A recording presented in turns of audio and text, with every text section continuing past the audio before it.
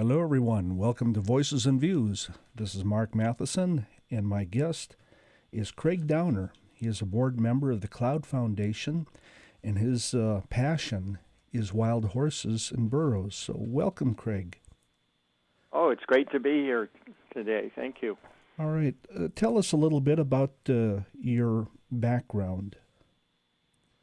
I'm a wildlife ecologist. I'm a fourth-generation Nevadan here.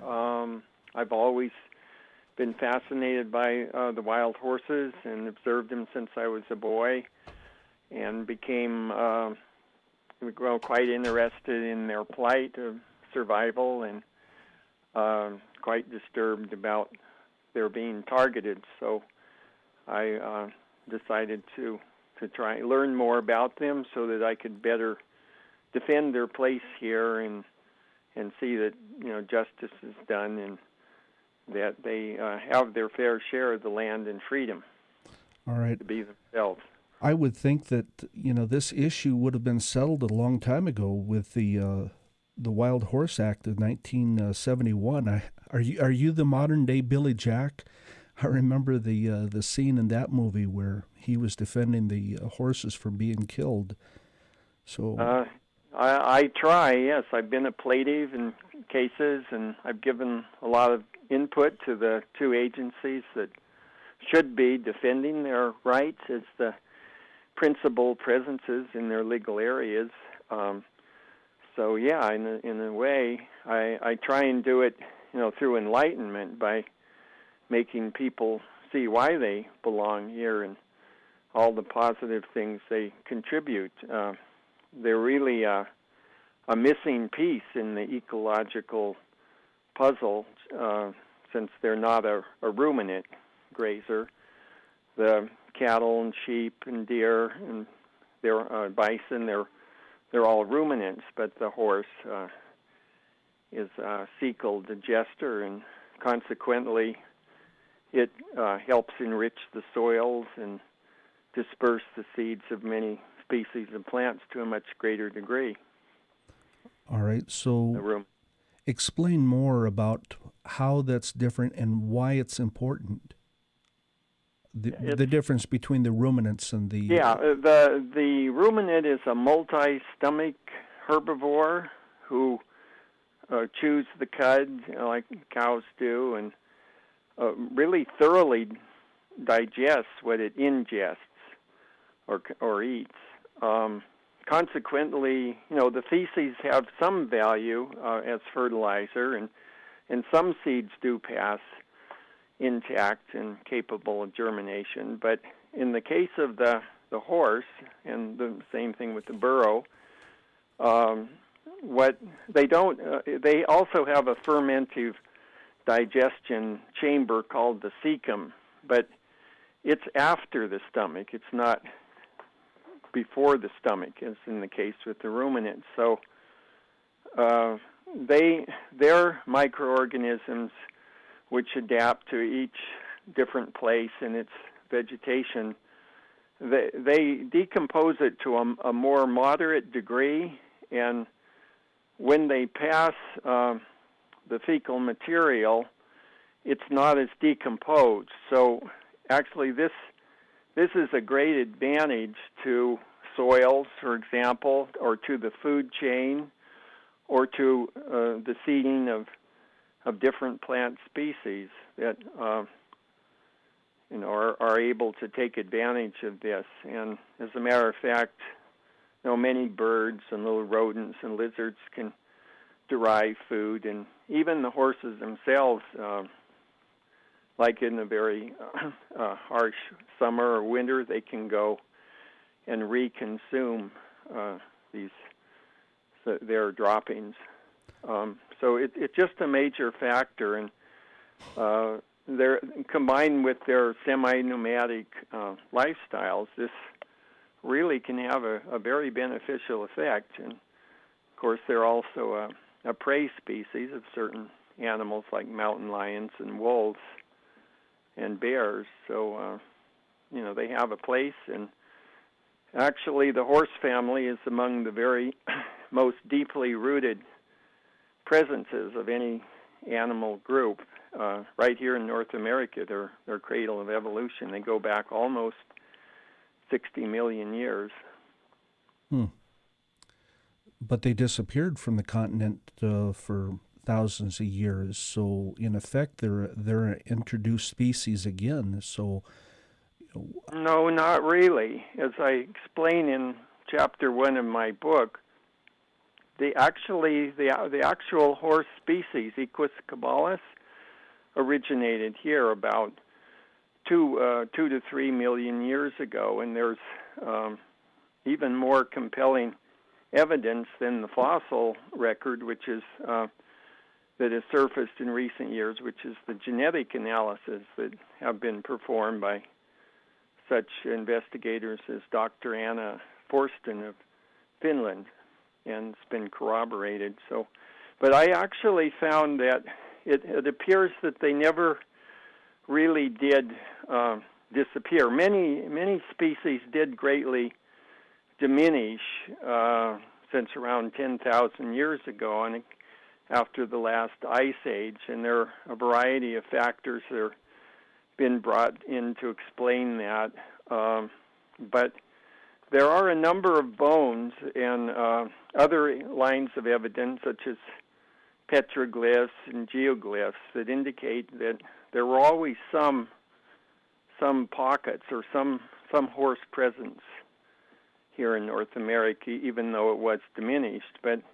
And then another point to make is, well, even if there were, say, to strike a happy medium, say, 6,000 years of relative diminishment or disappearance of the horses, that is so little time in terms of the millions of years that they were here, that really to say that they don't belong here, it's a ignorant interpretation of the facts. I mean, people should be more enlightened in our modern day and age due to all the paleontological and genetic evidence about the story of life.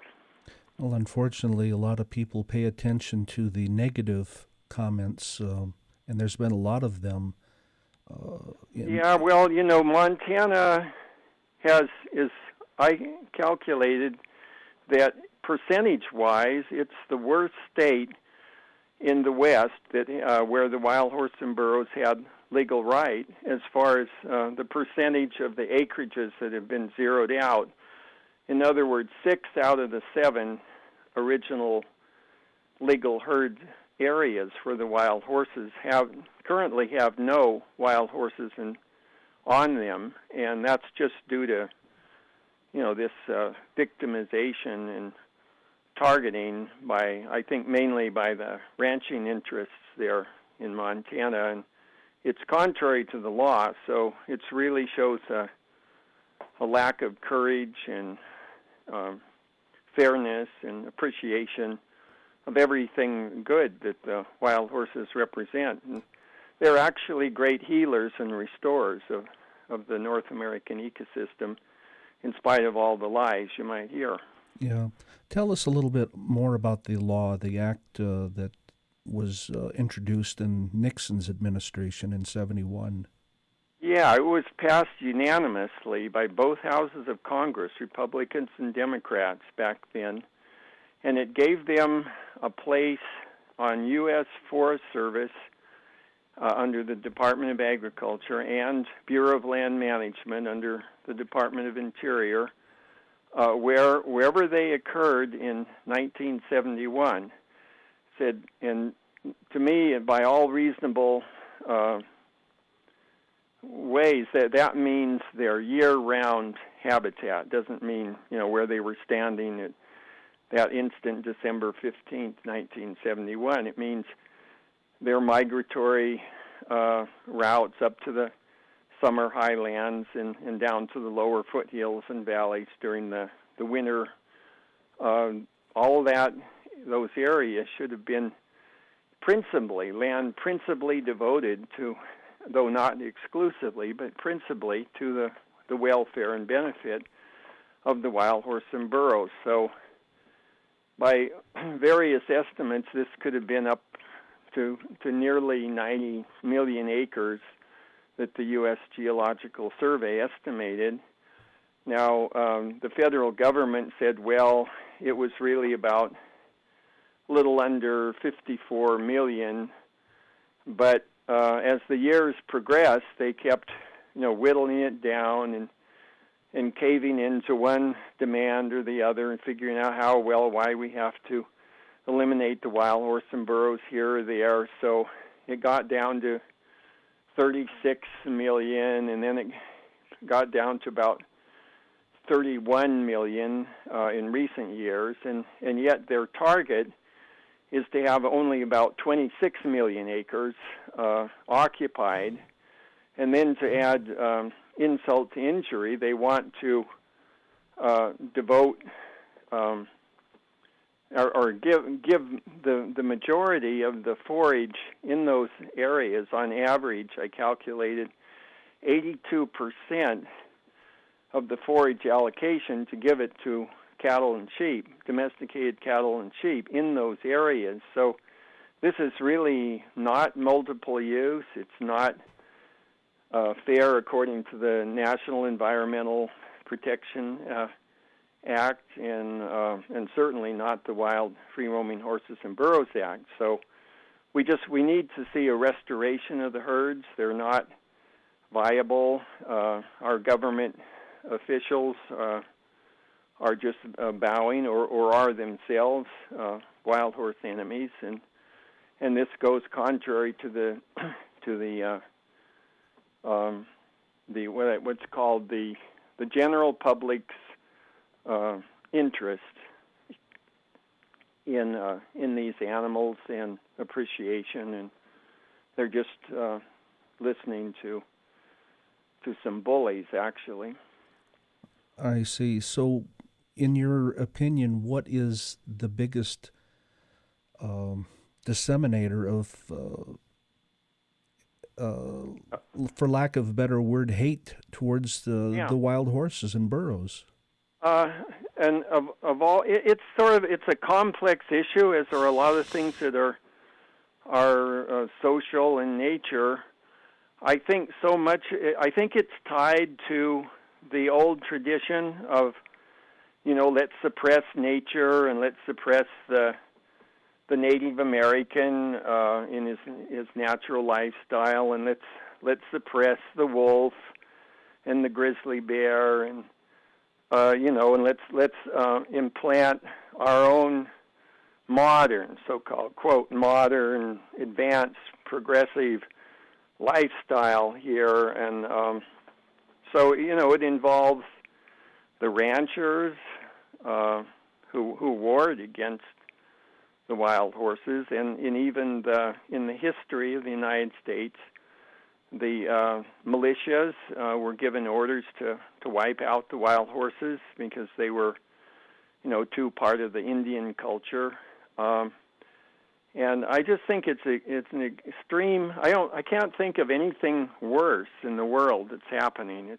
To me, it's just evil, and the horse is such a noble presence here. They're beautiful and intelligent in their own way, and as I have learned, they're true healers, not just of people, but of ecosystems. They are being used around the world. Horses, they're bringing in horses, various kinds, or members of the horse family, to restore ecosystems, because they recognize the very things I was talking about before, how they build up the humus content of soils, how they feed the plants, how in their migratory patterns they disperse the seeds and, just generally invigorate ecosystems. And a case in point here is the giant Pleistocene Park up in northeastern Siberia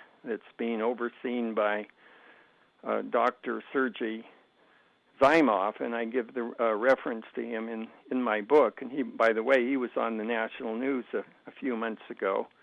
He got quite a bit of recognition, but they're recognizing that with global warming, there's this melting of the permafrost is a grave threat to life on Earth. So they're bringing in the horses and the muskox and saiga antelope and letting them kind of tamp down the permafrost so that it doesn't melt so much. But where it is melting, they're there to reseed and recreate what they call the tundra grassland, which is cooling to the atmosphere. So that's one major example, but there are examples from countries all over the world where they look upon the horse as a positive, beneficial element. And we really need to do that here in the United States and Canada. And recently I was up in Canada and gave some talks there in various places, and there is a movement now to save the small remnants that are left in that great nation. So it really requires a new way of thinking on a social level. All of us. And my book, it's primarily a positive book. I call it The Wild Horse Conspiracy because there has been a terrible conspiracy against the wild horses and against their supporters, and it's something that I've suffered along with the horses all these years. But primarily my book is a positive book. It tells why they belong in Chapter 1. Chapter 2, it tells why they're positive for the ecosystem. And then I go on, I describe the unfairness, I expose that. But I go on to describe the solution. And it's basically upbeat, and I say, look here, we have to recognize what's wrong before we can right something. And so we that's just part of the challenge. But primarily I go on with a vision for reserve design. I describe, as an ecologist who studied how to design reserves and have employed this, I describe how we can set up reserves for long-term viable populations of substantial numbers, and yet have them contained. I describe various ways, natural barriers, semi-permeable, artificial barriers, but still have a complete habitat, and then let them fill their niche in these areas. Once you do this, you let them adapt to each particular ecosystem, then the social structure and the physiologically, once they start filling their habitat, they naturally self-stabilize their numbers. They don't just continue to madly over-reproduce, as it seems the human race is doing today. And that's why they're called climax species. They're members of the final or relatively permanent climax successional stage, or ecologists call that a seer.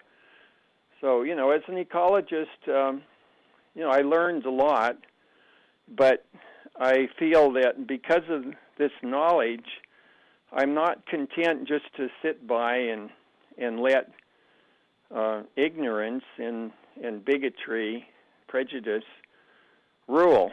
It's just not right. And it's people that have to learn how to change today.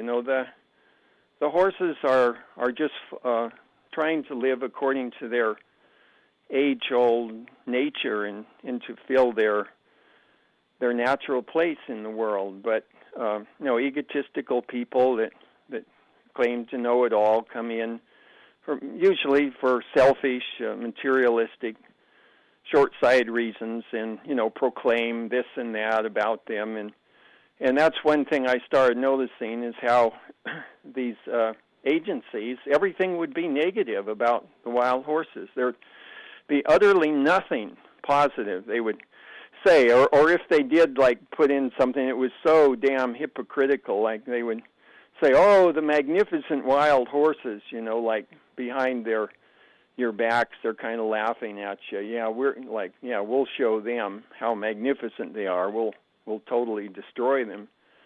And so it's a war of values, and I think all peoples, but particularly the Native Americans, should be very identified with the wild horse cause, because it's the same thing that happened to them when they were persecuted and lied about and made to feel that they were inferior somehow, or just because they didn't use big cannons, or all these things that now have proven to be destroying life on Earth. All these, basically just totally self-centered, short-sighted means of exploiting nature. So I think we have so much to learn from them, and we have so much to learn from the horses. And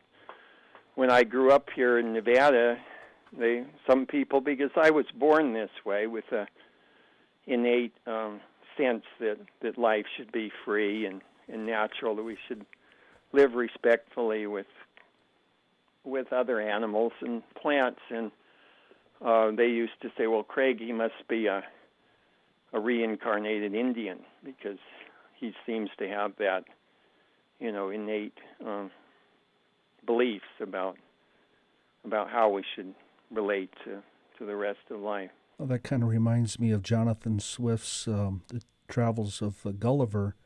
One of his travels took him to a land where the horses were the dominant ruling. They were the ones with the intellect, and it was the people that were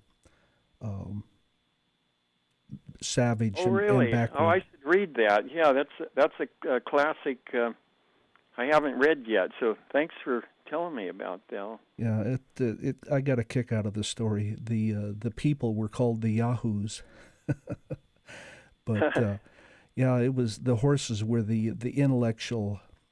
Another thing I wanted to touch on in your speech, that by the way can be found on the internet, Forever Wild and Free. You talk about, let me quote here, socially and ecologically, the roundups devastate the interrelationships and stability. You're talking about families here. Can you? Yeah, the horses have a harem structure, whereas the burros have more of a territorial structure, whereas the horse has a tightly knit society. Basically, there's a patron or a lead stallion who sort of commands over a harem of mares and maybe a few other males that are subordinate. And there's usually an elder mare who knows very much how to survive. She remembers all the water sources and the grass, and has a sense of the seasons where you can graze here and there, and they just have a exquisite sense of how to survive and how to live in harmony with nature. If you just let them, they quickly revert to that ancient survival mode that has taken millions of years to develop. So that's why I say when a habitat starts to be a bit filled up, then those harems, the older stallions and mares, will suppress the reproduction in the younger ones. But when these draconian helicopter roundups come in and bust up the families and leave some just desperate, heartbroken stragglers here and there, which they say are, here's our appropriate management level, then I've seen those poor horses out there. They're just desperate, and their lives have been totally turned upside down, and they're running around. So where's my family? And it's just heartbreaking to see them after those roundups. So they're trying to reconstruct their lives. So you can imagine. So there's people like Karen Sussman of the International Society for the Protection of Mustangs and Burros, who recognize this, and she and some of the biologists there have been studying this for years in South Dakota and elsewhere. So that's just one example of how the roundups destroy the natural harmony of a wild horse containing ecosystem.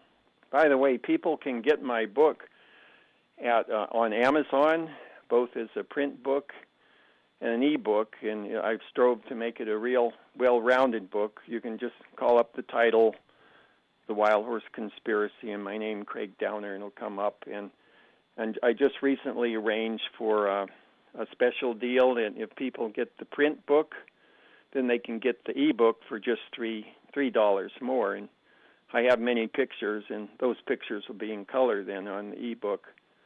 Or they can go to my website, thewildhorseconspiracy.org, and there's a special link, like if they want to view more of my pictures or order a signed copy from me or something. And I welcome events, to do talks. I've done quite a few talks since my book was published in January 2012, and and just to be kept abreast of what's happening to the wild horses. And I am intending to follow through with the reserve design proposal, because I know it's the right way, and it's what the law really intended to do. So as is often the case, the law has to be